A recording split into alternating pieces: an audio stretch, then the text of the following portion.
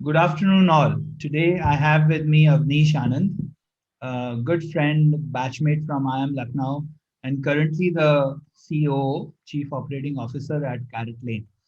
Uh, and I think one of the great things about Avnish is the fact that he's not just a great executioner, but he's also a great thinker. I've been a follower of his writings on Medium, in which he expresses his thoughts, especially around the books that he's reading, new management practices, and a bunch of other things in and around how businesses should be run and developed. So I take great pleasure in welcoming Avnish to this conversation. And I'm sure all of us would learn a lot as we take a deep insight into how Avnish thinks and what are his suggestions for the viewers and listeners of today's show on Akadu. Very good afternoon, Avnish. Good afternoon, Abhishek, and I'm very pleased and happy to be here. And I'm equally looking forward to talk to you. Excellent, Avnish. So, Avnish, obviously, it's probably the best way to start to understand how your journey has been and how is it that you've come to this place in terms of your thought process. So, maybe if you could just take us through that, especially focusing upon the inflection points, that would be very, very useful. Okay, so Abhishek, I'll start from college, or I would say before I went to college, right? Coming from a typical Indian middle class family, right? Where the early aspiration is to either get into the civil services or to get into, an engineering or a good MBA college was how I also, you were very early that set for you. Okay. Then I went and studied maths and economics in college. And then I did an MBA in finance, assuming that this was the right path, right? Because this would lead to a successful career, and all the things which not only myself, but our parents want from us, right? Or for us. And you just assume that because you will be successful, you will be happy and satisfied and fulfilled and all of that. But my struggles at IIM Lucknow in just trying to pass the course because of the heavy duty finance courses which I had taken made it very clear to me that I was not cut out for it. I might have been okay at math, but I was not cut out for, you know, investment banking, ya jo bhi, all the finance related careers which are there, right? So I think the first inflection point was that. And then because there was no other choice, you kind of got into a marketing job. And at campus you basically take what you get, right? It's not that unless you are one of the best, right, that you have the choice of picking what you want. So in that sense, I went and joined Onida in a sales and marketing role, right, as a management trainee, and it just went from there.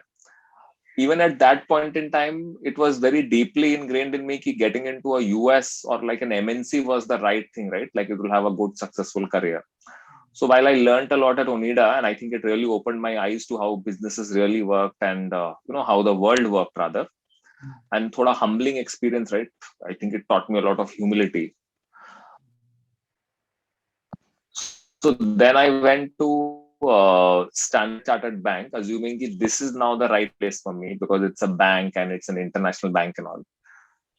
वहां पे भी in 6 months I realized that this was not right for me. So the good thing is that these moments happened of not good for me, and I think I had the courage for whatever reason, either because my parents backed me up, or I was, when you're single and you don't have commitments, then it's easier, right, in that sense. That finally, and then I went and joined DuPont, assuming that this must be right, because it was thoda sa supposed to be a strategic role and all of that. And again, an MNC. So I was still kind of motoring along the cliched highway, if I may say that.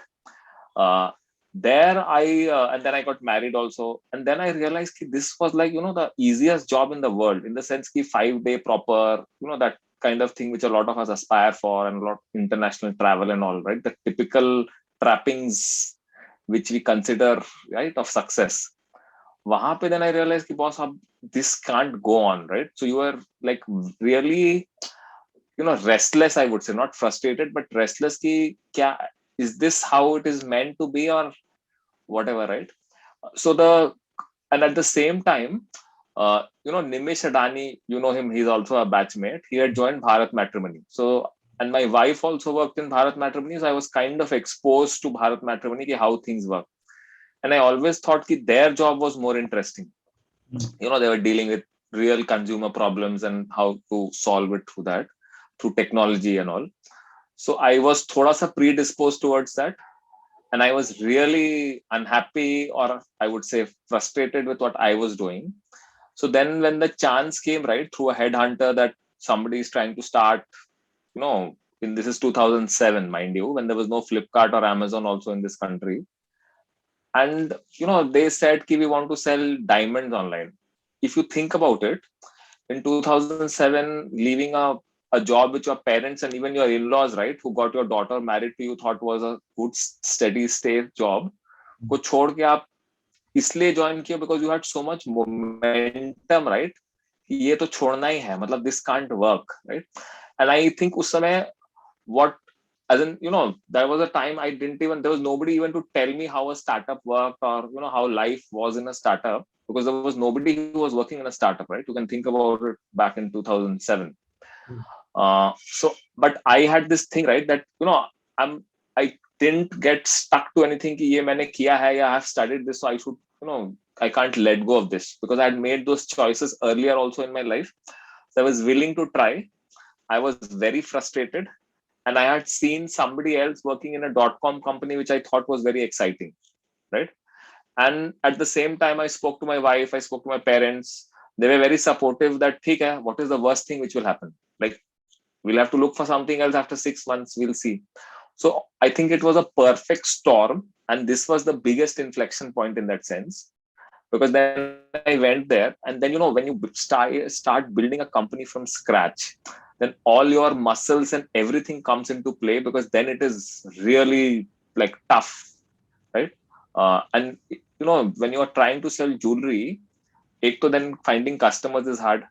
But not only customers, the plan was initially that we'll get a 4-member core team to build the business, people like me. And they thought that, again, good pedigreed people is what they wanted, and they will figure things out. The 2 people who were starting the business. Baki 3 log aaye nahi kabhi, because nobody was willing to join. So then it was only me. So you just realize, and then there was one more person who joined after that, after a little while. So again, it was very humbling. There was no office. The company was not yet registered. So one of the founders had a software company, was building the website. So I used to go sit in their office. जहाँ पे खाली जगह है, वहाँ बैठ get types. You were not an employee of that company also, right? You didn't even have a dedicated seat.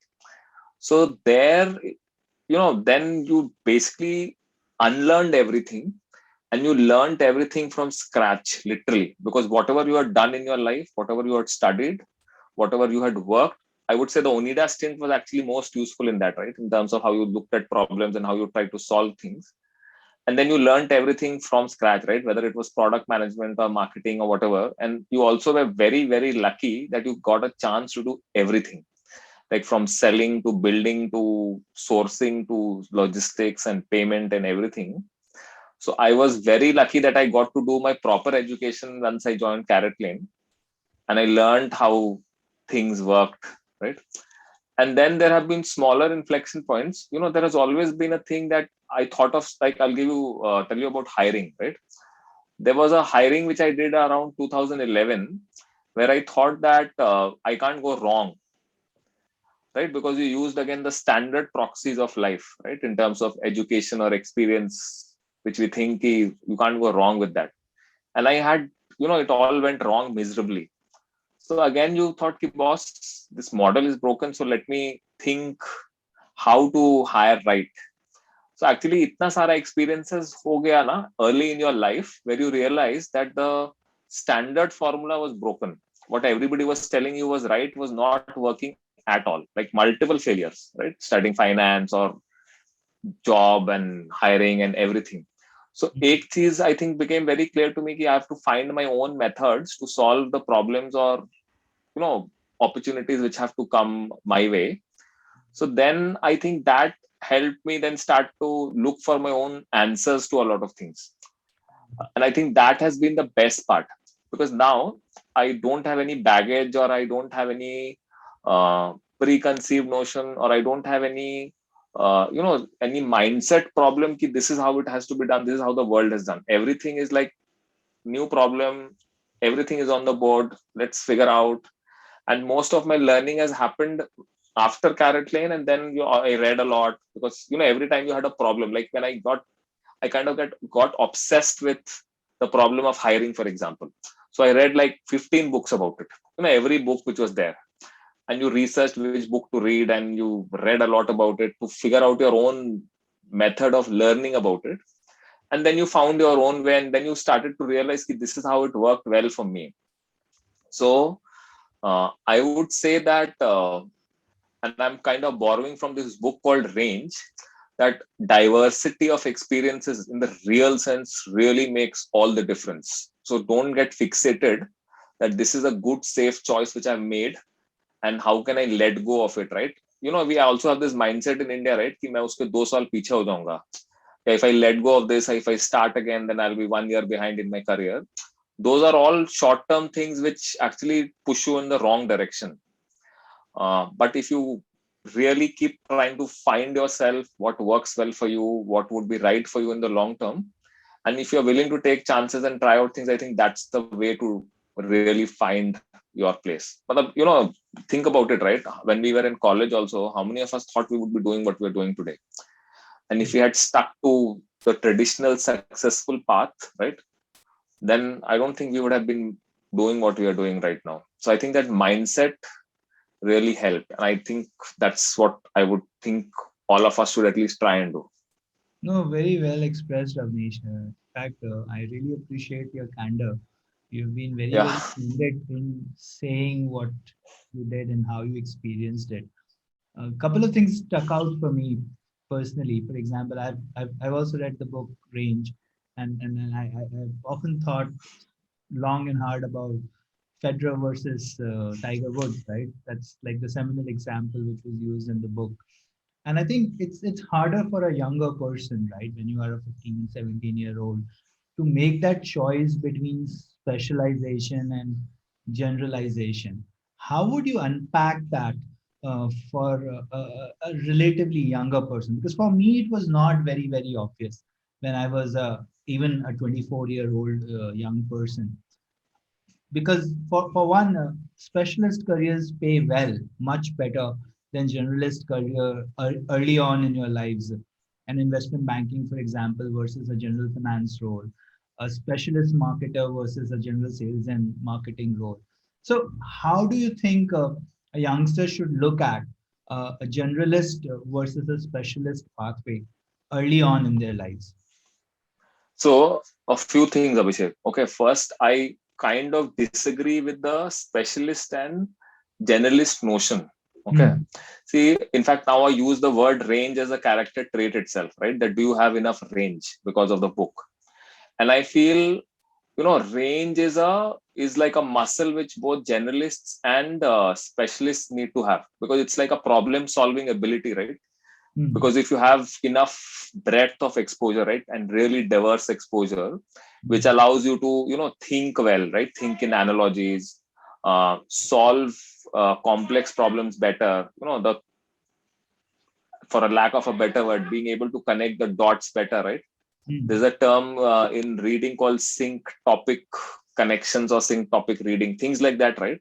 Those Hmm. abilities, if you develop, then whether you are a specialist, right, even if you think about the most specialist role, right, like a scientist, do Hmm. you think a scientist does not need range? I think they do, right? Because they are really trying to try so many experiments and figure out whichever way to get to the truth. Hmm. And they need to have enough diversity, right? If you think about some of the greatest breakthroughs in science, right, which have come from scientists, it has happened because they were curious, they were open minded, they were willing to try a lot of things. And when they noticed something, right, even if it was accidental, like penicillin, right, they were quickly able to establish the cause and effect, or try and understand why it happened, or try were able to notice and build on it, right? And I think it happened because and curiosity is also like an inherent part of range, right? That they were able to use that curiosity and the range which came with it to make the most of the accidental discovery which happened, right? So I think that range is a characteristic which is important for both generalists and specialists. And obviously, see, depending on your interest and what role you want to get into, you can decide whether generalist or specialist.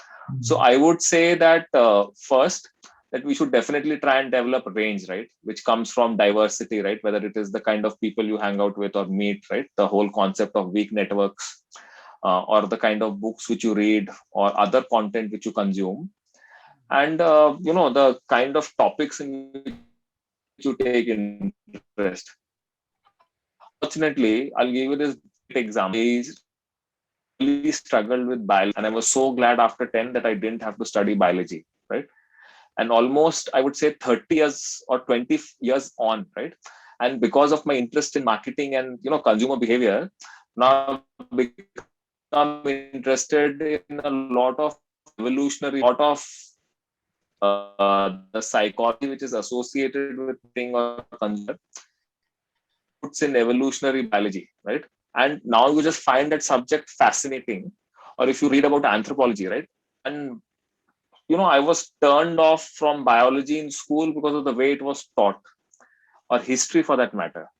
So I think, and I think that this is important for parents as well as educators, is to make sure that you get those kids to a diverse set of subjects in a manner in which, rather than creating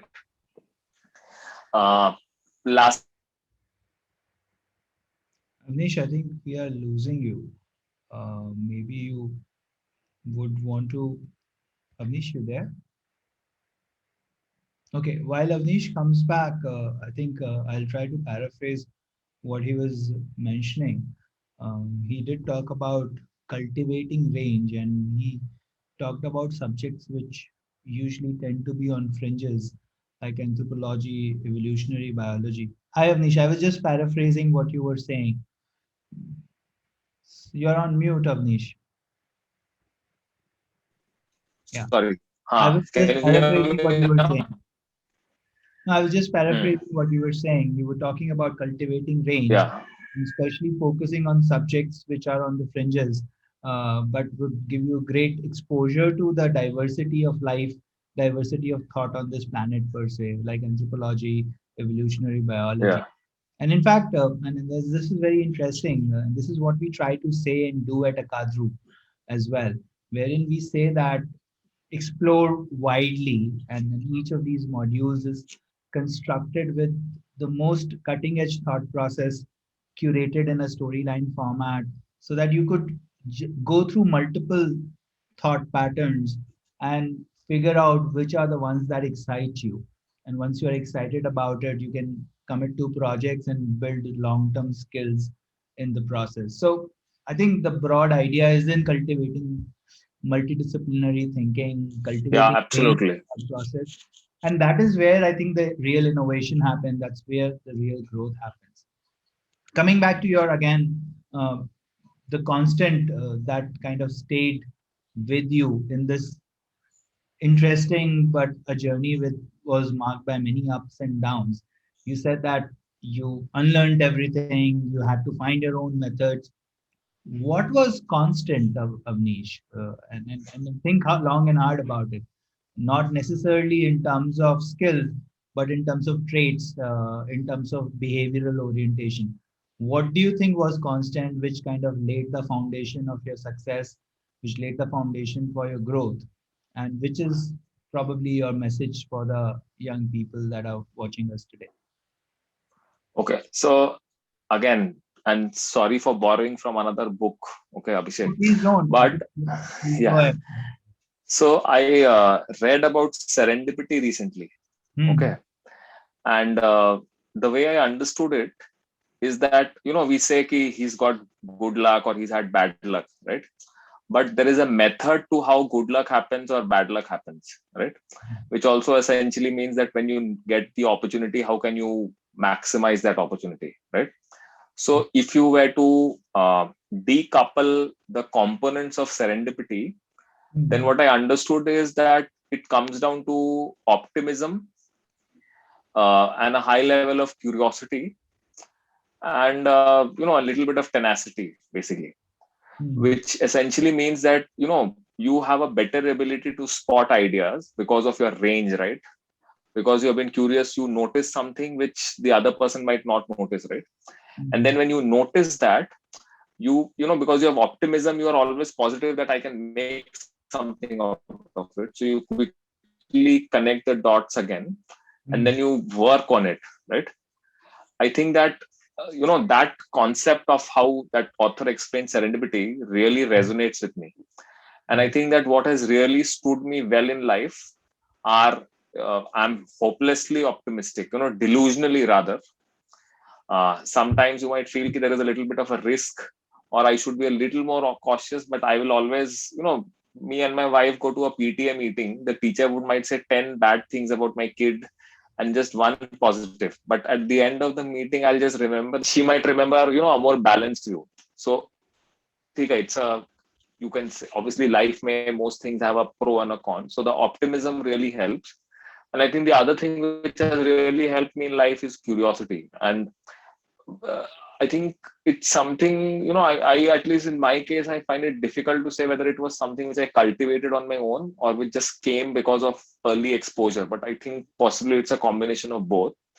And I think together there have been a lot of serendipitous moments, irrespective of what I was doing in which part of my work. But this combination of range and curiosity and optimism, I think, are the most important long term traits which have always helped me. Uh, yeah. No, this makes a lot of sense. So if I were to kind of push this conversation a little bit further in terms of actionable Mm. advice, I definitely think you are saying that read Yes. widely, because that's probably one of the ways in which Yeah. you can start to cultivate range in some way. Uh, but let's say you've done that, and youngsters these days need sometimes more than just widespread interest. They also need probably some amount of mentoring in terms Yes. of Yes. the direction Absolutely. they need to move forward. How do you think they can create a system of network or network of mentors around them so that they can choose wisely and kind of be propelled in the direction that is suitable for themselves? See, one thing which I notice a lot these days is that I see some children doing lots of internships. Hmm. So, and you will notice that they start in school itself. Hmm. So, like one summer vacation, they will go work in some place. Then the next summer vacation, they will go work in some other area. It could be a completely different functional area. And I now meet people who are like 20 years old. You think about it, when I was 22 and passing out of IML, I had no real world experience. I had just been in school and Internship college. is mandatory. Yeah. And as compared to that, when I see some 22-year-olds, they have had like 6 internships.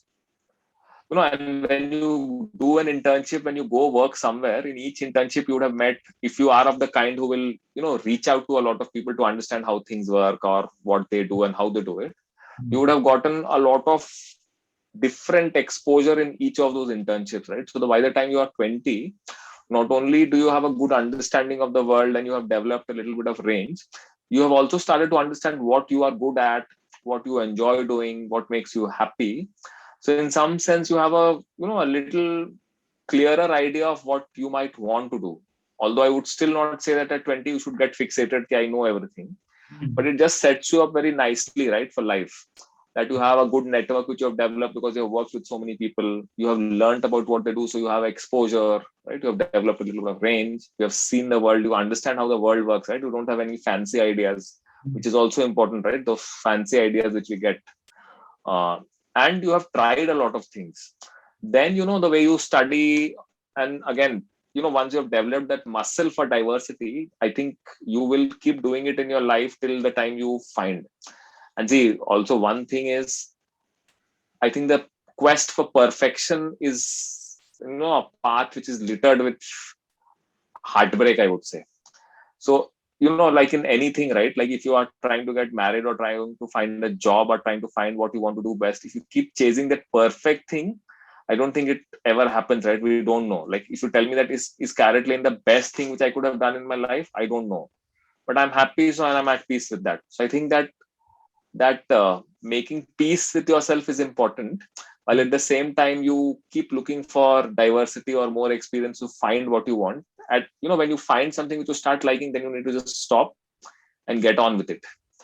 Not to say कि और भी आगे और दिखाओ वाला चीज नहीं होना चाहिए, but I think, like if I were to think of my own kids, right, and that's why I asked you when I first saw Kadru also, that I think as parents, uh, or even like through whichever way, we need to at least expose them enough.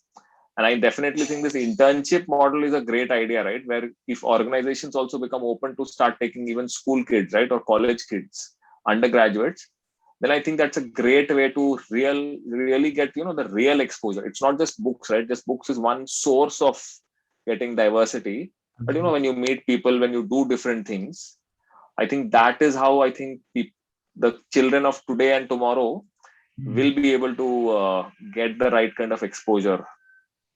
Absolutely. And I think this is a very good recipe. You're saying that cultivate range, and for that, seek out diversity, whichever form and shape, and then dial into some kind of real world experiences, either through internships or projects, which would allow you to develop some semblance of a skill map, or a reality map that will allow you to move forward in life.